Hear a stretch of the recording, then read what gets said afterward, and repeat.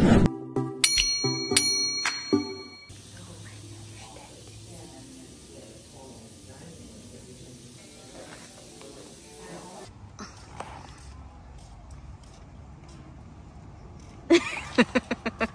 looks so happy. He looks very happy in there. Yeah. I'll wait for him.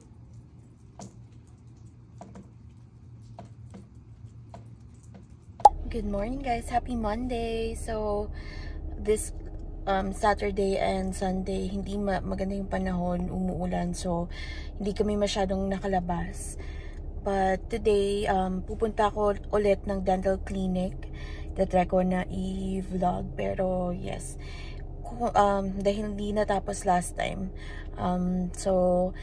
babalik tayo doon. Nandito ngayon nagtatrabaho si Claude sa bahay. And then, yung dalawang bata nandito rin kasi hindi namin pinapasok si Mercury kasi may lagnat siya kagabi. So, yan.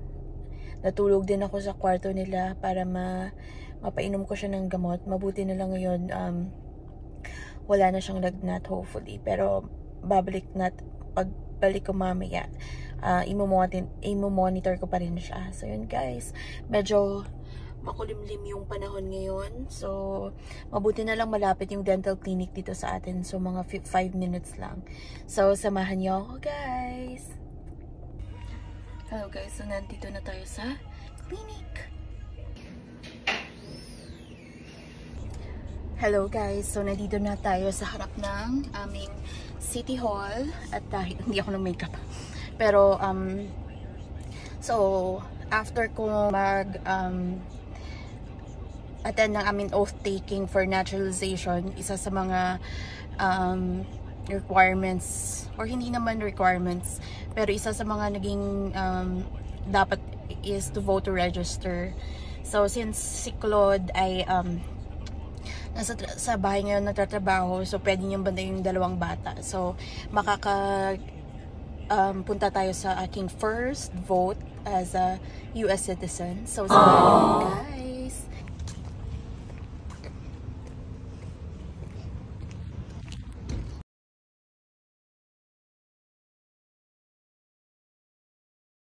Hello guys, so kanina natapos na ako mag-vote. So kanina mali pala yung precinct na pinuntahan ko to vote kasi dito sa amin merong counties. So sa City Hall, yung mag-vote lang is yung nag-register sa Parker County. So yung lugar namin ay nasa pagitan ng Parker County at ng Tarrant. So nag-drive ako pa uwi, pero nag-drive sana ako sa address na sinabi sa akin, kaya lang nahirapan ako kasi unfamiliar yung mga street na nadaanan ko kanina. Mabuti na lang nakahanap ako ng daan na komportable ako papuntang bahay. So tinawagan ko rin si Claude, sabi ko, so itutuloy ko ba or uuwi na lang muna ako. So umuwi ako. Pagdating ko sa bahay, kaya ako kay Claude dahil kinuha niya rin si Beowulf sa vet. So, yun din. Naging busy yung araw na ito kasi schedule din ni Beowulf na pumunta sa vet kasi sumasakit yung kanyang paa. So, after that, nakabalik na rin si Claude sa bahay. Nag-drive na kami patungo sa precinct na kung saan ako mag-vote. So, first time ko since naging citizen na tayo sa US. So, pagkatapos mo mag-vote, binibigyan kanila nito ng sticker. Then sa atin dyan, mark sa kamay. Pero, yan guys. So, nung pumunta ako doon, ang gagawin mo lang is ibigay mo yung ID mo. Pagkatapos computer generated lahat. So ID mo, pagkatapos bibigyan kanila ng parang code na personal code mo para mag-enter sa computer. Parang ano siya, ID passcode. And then yun.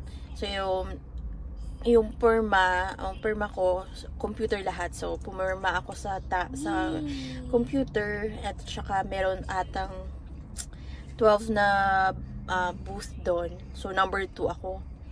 So, nag-vote ako. Tapos, yung lahat ng mga candidates nasa screen. Tapos, i-click mo lang sa, clicking yung vote ng way na pag-vote dito. I-click. Pagkatapos, pero before yun nun, meron kang voting ballot. Yun, empty. Tapos, ilalagay mo siya sa computer. And then, ipiprint yung lahat ng na-vote mo. And then, after that, ilalagay mo rin siya sa ballot machine para i-scan yung mga na-vote mo. Yun guys, so nandito lang kami sa labas ng gasoline station convenience store. Pero malapit lang ito sa bahay. And then pagdating natin sa bahay, magluluto na tayo ng dinner. So kahapon pala yung, ano ba yung kahapon? Yes, Monday. Pumunta ako ng dentist. So, yun guys. So, next month, babalik naman tayo doon sa another dental appointment. So, si Mercury pala hindi nag-school kasi masama pa rin yung pakiramdam niya. Pero, try natin bukas. Ayan. Hello guys. So, today is Saturday.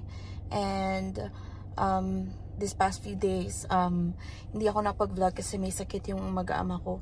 May ubo si Claude, pagkatapos, may sakit naman si Mercury. May ubo din si Zachary, pero hindi masyado, mabuti na lang. Pero si Mercury, pumunta kami ng clinic last time. So, nagkaroon siya ng ear infection. Kaya, yun yung reason na may lagnat siya. And, yun guys. Meron din ako ang ubo, pero hindi naman masyadong masama. So, yun. So, nandito ako ngayon sa Walmart. Ako lang mag-isa kasi bibili ako ng mga kakailanganin. Kasi kahapon, nag-order lang kami ng dinner kasi wala na kaming uulamin. So, naiwan yung 2 bata sa bahay kasama si Claude. At saka natutulog ngayon si Mercury. Kaya, nag-take advantage ako na lumabas muna ng bahay. And yun guys, samahan niyo ako.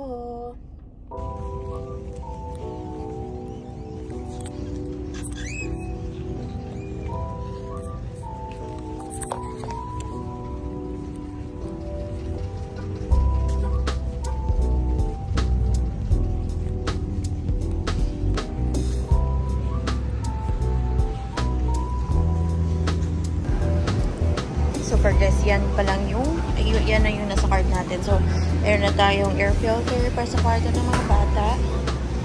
And then, bagong power bank.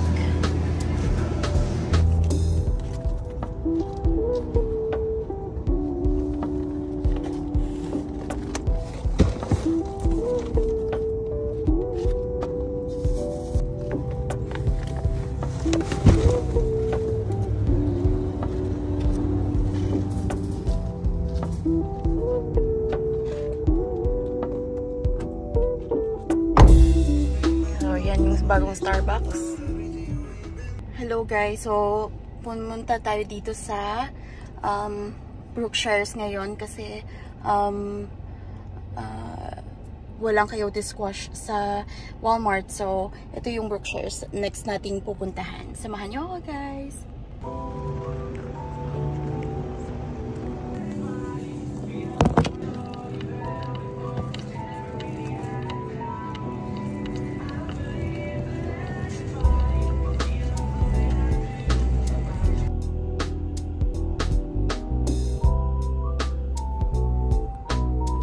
So, tapos na tayo guys. Ang init. Pero sa labas hindi naman masyado. It's 70 Fahrenheit. So, yan guys. Mainit lang dito sa loob ng sasakyan kasi hindi ko nalagay yung shade ko. So, yan guys. Pauwi na tayo. Let's go!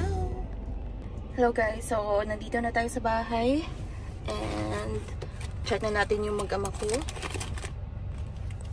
Kukunin lang natin yung ating groceries. Hindi ba ang baba? Very flexible ng baba natin. Okay. Kunin natin yung ating groceries. Wait.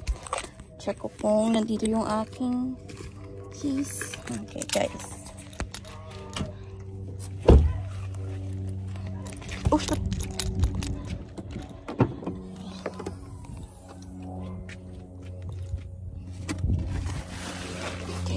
Kunin ko muna, guys.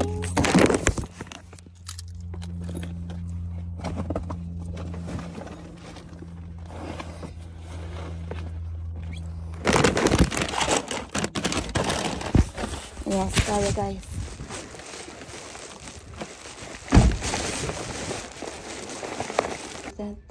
Ito na yung pinag-grocery natin. Pasok na tayo sa loob. Hi guys, so nandito na tayo sa bahay. So ito yung air filter. Ito yung nilalagay sa air purifier sa loob ng kwarto na ng dalawang bata. Bumili ako nito. Yan. Parang sa atin dyan sa Philippines, alam nyo ba, ito, isang ganito is $7.27. So, ang mahal niya.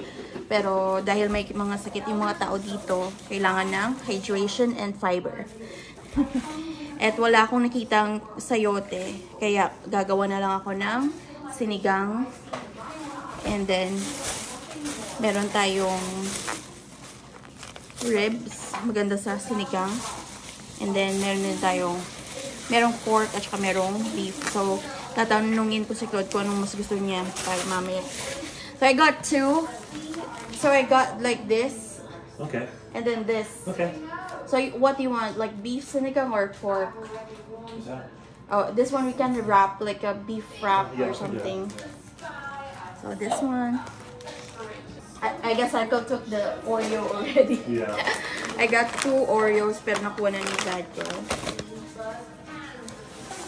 And then, itong power bank. Kasi alam niyo naman, ang dalawang bata, mahilig sa tablet. So, minsan, naglo-lowbat. So, lifesaver itong brand niya is Anchor. This one, babe, I found the same brand that we have. Yeah. And then, plus tax is 43. Okay. Did you get mommy's Oreo? You need help? You're hungry? Did he eat more from earlier or not? No. Wait, Milk? he pointed to his Halloween candy basket. Oh. I pushed up some bundle on two Okay. so He's happy. Yeah.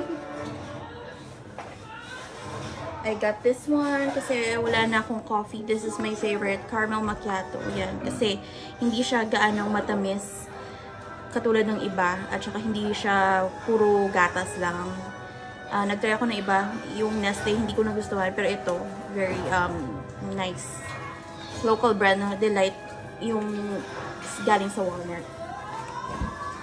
Bought bananas too because I throw the last two because it's so ripe. Okay. I got bananas too, guys. Bananas! Siyempre, hindi mawawala ang ating sibuyas. Pero hindi na ako masyadong gumagamit ng garlic kasi allergy ako sa garlic pala. So, garlic powder.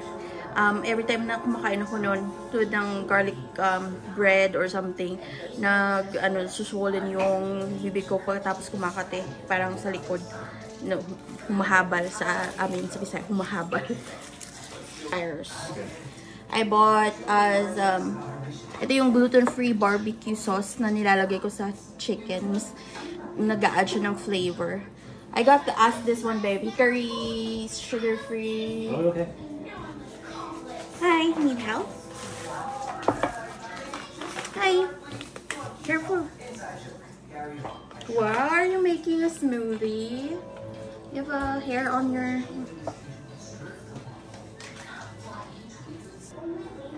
I was worried that we don't have the sinigang mix. But we have. And some palak. Ginger. Kasi akala ko mag-tintinola kami kaya lang walang sayote. Or papaya.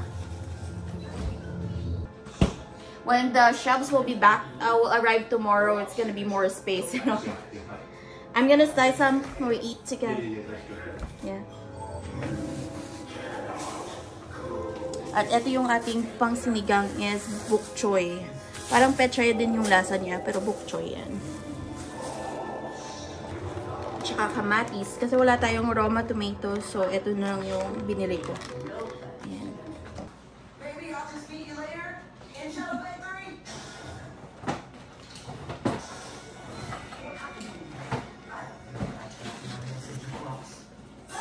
Ito yung ating second bag. Oh, it's like a red light going to the school, turning right to the pre-K center, Mercurian. Remember this Italian restaurant, and then turning right is on the way to the Shady Grove. Okay. Like in front of Laundromat. Yeah. That crossing, it's red. But I was like, oh, should I go on the right? But I went to the right. It's okay. But I'm looking if like there's car coming in, so I'm slowing down going to the right. That's not, it's okay. I got grapes. Mabuti na lang kumakain yung mga bata ng grapes. Si Mercurian. So, Zadkel, banana at saka orange lang. Pero kumakain siya ng apple. Yeah, mas tropical yung taste ni Zadkel. Si Mercury naman, western. Char. Meron din tayong blueberries at saka egg. Meron akong chicken nuggets. Ito yung paborito ng dalawa. Yung iba, yung mga dinosaur, yung mga letters, hindi nila gaanong nakasanayan. Ito yung mas kinakain nila. Cauliflower yung breading kasi gluten-free. Kasi akala namin noon si Mercurian merong allergy. Kaya lang, okay rin naman siya. So, pero nasanayan na nila itong brand. Meron din akong cookies. Kasi mahilig si Mercurian ito. Yan. Hindi siya kumakain ngayon. So, subukan natin yung mga bagay na gusto niya. Ito naman, binili ko para kay Zadkel kasi mahilig siya sa pretzels. And then, sausage. Ito yung mga kinakain nila, mini sausage. Itong brand na to, hindi siya masyadong salty. Kasi yung iba, di ba, salty.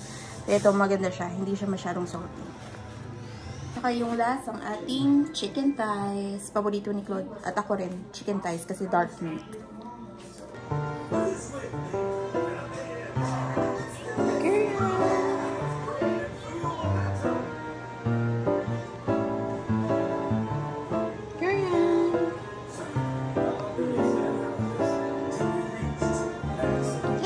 Eat your food, Ted.